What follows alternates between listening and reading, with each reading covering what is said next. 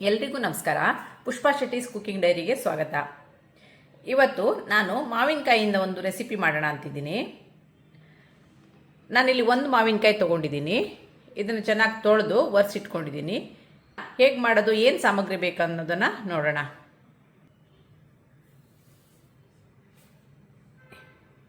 ಇದಕ್ಕೆ ನಾನಿಲ್ಲಿ ಒಂದು 12 ಕೆಂಪು ಮೆಣಸಿನಕಾಯಿ ತೊಗೊಂಡಿದ್ದೀನಿ. ಅರ್ಧ ಟೀ ಸ್ಪೂನ್ ಜೀರಿಗೆ, ಅರ್ಧ ಟೀ ಸ್ಪೂನ್ ಮೆಂತೆ, 1 ಟೀ ಸ್ಪೂನ್ ಉದ್ದಿನಬೇಳೆ, 1 ಟೀ ಸ್ಪೂನು ಬಿಳಿ ಎಳ್ಳು, 1 ಟೀ ಸ್ಪೂನ್ ಕೊತ್ತಂಬರಿ ಹಾಗೂ 2 ಗರಿ ಕರಿಬೇವಿನ ಎಲೆ. ಈಗ ಇದನ್ನು ಹೇಗೆ ಮಾಡೋದು ಅಂತ ನೋಡ್ಕೊಂಬರೋಣ. ಇದು ತುಂಬಾ ರುಚಿಯಾಗಿರುತ್ತೆ. ಈಗ ಇದನ್ನು ಎಲ್ಲ ತೆಂಗಿನ ಎಣ್ಣೆಯಲ್ಲಿ ಹುರಿದು ಮಸಾಲೆ ರೆಡಿ ಮಾಡ್ಕೊಳ್ಳೋಣ. ಇಲ್ಲಿ ಬಾಣಲಿ ಬಿಸಿಯಾಗಿದೆ. ಈಗ ನಾನು ಅದಕ್ಕೆ 1 ಟೀ ಸ್ಪೂನ್ ತೆಂಗಿನ ಎಣ್ಣೆನ ಹಾಕಿದ್ದೀನಿ. ಈಗ ತೆಂಗಿನ ಎಣ್ಣೆ ಬಿಸಿ ಆದ ನಂತರ ಅರ್ಧ ಟೀ ಸ್ಪೂನ್ ಮೆಂತೆ ಹಾಕಿದ್ದೀನಿ. ಸಾಮಗ್ರಿಗಳನ್ನು ಹುರಿಯುವಾಗ ಗ್ಯಾಸ್ ಯಾವಾಗಲೂ ಸ್ಲೋವಲ್ಲೇ ಇರಲಿ.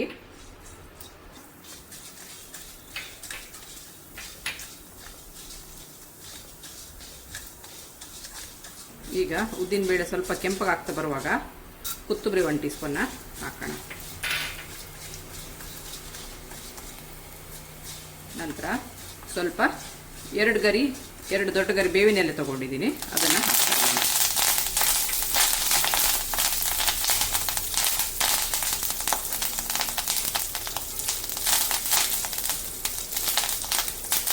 ಒಂದು ಚಮಚ ಬಿಳಿ ಎಳ್ಳನ್ನು ಹಾಕ್ತಾ ಇದ್ದೀನಿ.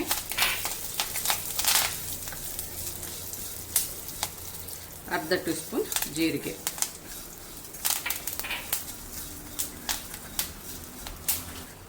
ನಾನಿಲ್ಲಿ ಹುರಿದ ಮೆಣಸನ್ನು ಹಾಕ್ತಾ ಇದ್ದೀನಿ. ಮೆಣಸನ್ನ ಮಳೆಗಾಲದಲ್ಲಿ ಅಥವಾ ಫ್ಲ್ಯಾಟಲ್ಲಿ ಇರುವವರಿಗೆಲ್ಲ ಈಸಿಯಾಗಿ ಹೇಗೆ ಪ್ರಿಸರ್ವ್ ಮಾಡೋದು ಅಂತ ನಾನು ವಿಡಿಯೋದ ಮಾಡಿ ಹಾಕಿದ್ದೀನಿ ಆಲ್ರೆಡಿ. ಅದನ್ನು ಒಮ್ಮೆ ನೋಡ್ಕೊಳ್ಳಿ. ಇದು ಮೆಣಸು ಹುರಿದಿದ್ರಿಂದ ನಾನು ಈಗ ಹಾಕ್ತಾ ಇದ್ದೀನಿ. ಇಲ್ಲಿ ಒಂದು ಕುಕ್ಕರ್ಗೆ ಸಣ್ಣಗೆ ಹೆಚ್ಚಿಕೊಂಡ ಮಾವಿನಕಾಯಿ,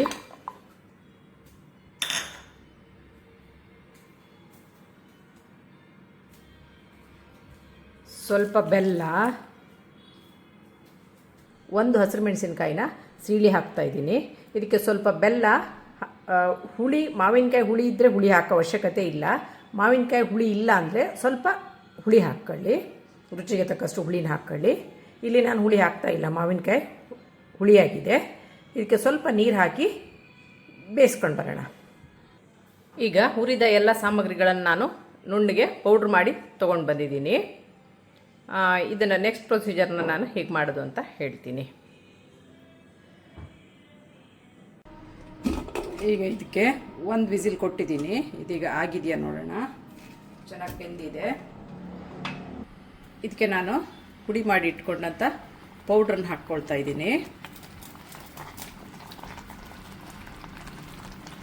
ಇದಕ್ಕೆ ಸ್ವಲ್ಪ ನೀರು ಹಾಕೋಣ.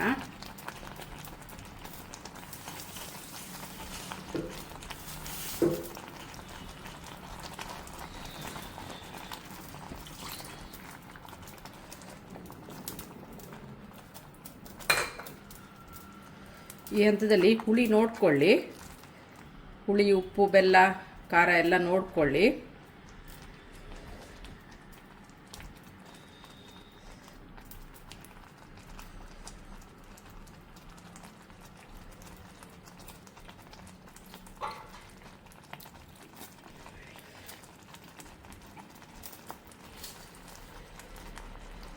ಸ್ವಲ್ಪ ಉಪ್ಪು ಕಡಿಮೆ ಇದೆ, ಉಪ್ಪನ್ನು ಹಾಕ್ತಾ ಇದ್ದೀನಿ. ಮತ್ತು ಒಂದು 2-2.5 ಟೇಬಲ್ ಸ್ಪೂನ್ ಆಗೋಷ್ಟು ಬೆಲ್ಲವನ್ನು ಹಾಕ್ತಾ ಇದ್ದೀನಿ. ಇದು ಒಂದು ಕುದಿ ಬರಲಿ.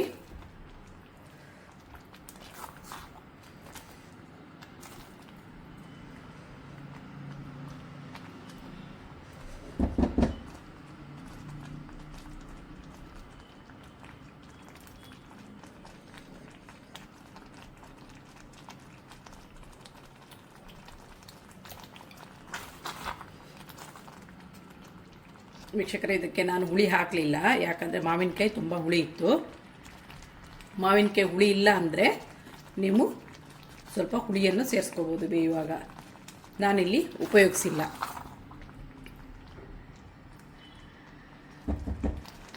ಸ್ವಲ್ಪ ಬೆಲ್ಲ ಕಮ್ಮಿ ಕಾಣ್ತಾ ಇದೆ, ನಾನು ಮತ್ತೆ ಸ್ವಲ್ಪ ಬೆಲ್ಲವನ್ನು ಸೇರಿಸ್ತಾ ಇದ್ದೀನಿ. ಸುಮಾರು ಒಂದು 3-4 ಟೇಬಲ್ ಸ್ಪೂನ್ ಆಗುವಷ್ಟು ಬೆಲ್ಲವನ್ನು ಮತ್ತೆ ಹಾಕಿದ್ದೀನಿ ನಾನು. ನೀವು ನೋಡ್ಕೊಳ್ಳಿ.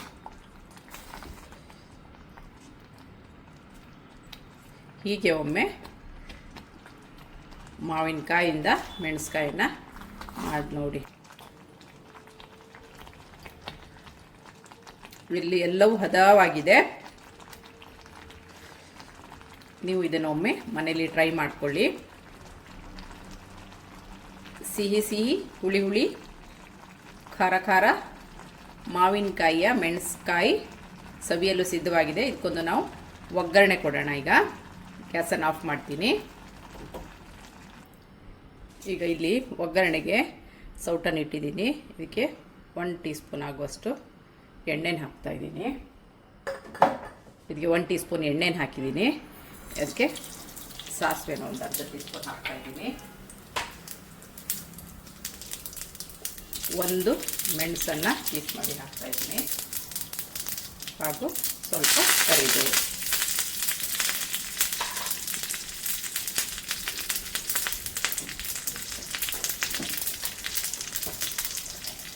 ಒಂದು ಸಣ್ಣ ತುಂಡು ಇಂಗನ್ನು ಹಾಕ್ತಾಯಿದ್ದೀನಿ. ಈಗ ಹುಳಿ ಸಿಹಿ ಖಾರ ಮಿಶ್ರಿತ ಮಾವಿನಕಾಯಿಯಿಂದ ಮೆಣಸ್ಕಾಯಿನ ಒಂದು ಬೌಲಿಗೆ ಟ್ರಾನ್ಸ್ಫರ್ ಮಾಡಿ ಇಟ್ಕೊಂಡಿದ್ದೀನಿ. ಅದಕ್ಕೆ ಈಗ ಒಗ್ಗರಣೆನ ಹಾಕೋಣ.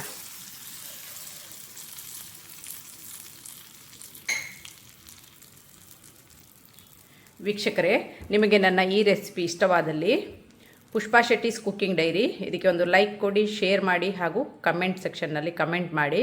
ಸಬ್ಸ್ಕ್ರೈಬ್ ಆಗಿಲ್ಲ ಅಂದರೆ ಸಬ್ಸ್ಕ್ರೈಬ್ ಮಾಡಿ ಮತ್ತು ನಿಮ್ಮ ಫ್ರೆಂಡ್ಸ್ಗಳ ಜೊತೆನೂ ಹಂಚಿಕೊಳ್ಳಿ. ಇದು ಒಮ್ಮೆ ಮಾಡಿದರೆ ನೀವು ಯಾವಾಗಲೂ ಪದೇ ಪದೇ ಮಾಡ್ತಾಯಿರ್ತೀರಿ, ಅಷ್ಟು ರುಚಿಯಾಗಿರುತ್ತೆ. ಒಂದು ಒಳ್ಳೆ ರೆಸಿಪಿ ಇದು. ಇದನ್ನು ಒಮ್ಮೆ ಟ್ರೈ ಮಾಡಿ ಹಾಗೂ ನಿಮ್ಮ ಫ್ರೆಂಡ್ಸ್ಗಳ ಜೊತೆನೂ ಹಂಚಿಕೊಳ್ಳಿ. ನಿಮಗೆ ನನ್ನ ಈ ರೆಸಿಪಿ ಇಷ್ಟವಾದಲ್ಲಿ ಪುಷ್ಪಾ ಶೆಟ್ಟೀಸ್ ಕುಕ್ಕಿಂಗ್ ಡೈರಿ ಇದಕ್ಕೆ ಒಂದು ಲೈಕ್ ಕೊಡಿ, ಶೇರ್ ಮಾಡಿ, ಕಮೆಂಟ್ ಮಾಡಿ ಹಾಗೂ ಫ್ರೆಂಡ್ಸ್ಗಳ ಜೊತೆ ಹಂಚಿಕೊಳ್ಳಿ. ಸಬ್ಸ್ಕ್ರೈಬ್ ಆಗಿಲ್ಲ ಅಂದರೆ ಸಬ್ಸ್ಕ್ರೈಬ್ ಮಾಡಿಕೊಳ್ಳಿ. Thank you.